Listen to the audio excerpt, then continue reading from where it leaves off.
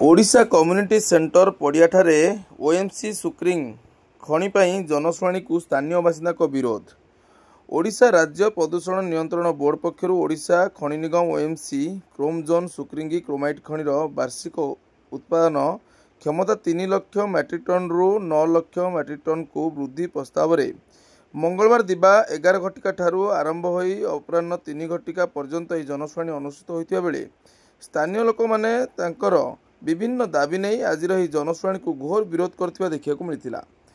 अनुष्ठित जनशुणाणी Kalinganagar ADM Sapan Kumar नंद अध्यक्षता करथिले। प्रारंभ में कलिंगनगर आंचलिक अधिकारी मदन मोहन साहू ओएमसी प्रस्ताव उपरे अंचलवासी मतामत आह्वान करथिले। ओएमसी पक्षर आंचलिक प्रबंधक इंजीनियर आशीष कुमार सामंतराय खनिर सारमर्म उपस्थापना करी पारिपार्श्विक उन्नयन और परिवेश संतुलन में ओएमसी उल्लेखनीय पदक्षेप वर्णना करथिले।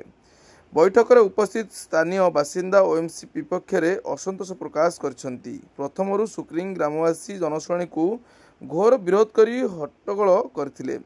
हो हल्ला भितर जनशुणाणी आरंभ होइतिला। ओएमसी पक्षरु साधारण प्रशासन विभाग कार्यनिर्वाही निर्देशक तलत आफरीन समस्त दाबी पूर्ण दिगरे ओएमसी उच्च कर्तृपक्ष को अवगत करा जाई यथाशीघ्र पदक्षेप नियाजियो बोली प्रतिश्रुति देइथिले। मानव संबल महाप्रबंधक मलयरंजन कर, जंगल और परिवेश महाप्रबंधक संध्या मिश्र, कार्मिक उपमहाप्रबंधक देवाशीष सामल, वरिष्ठ खनि प्रबंधक इंजीनियर निगमानंद सेठी प्रमुख उपस्थित थिले। कलिंग नगर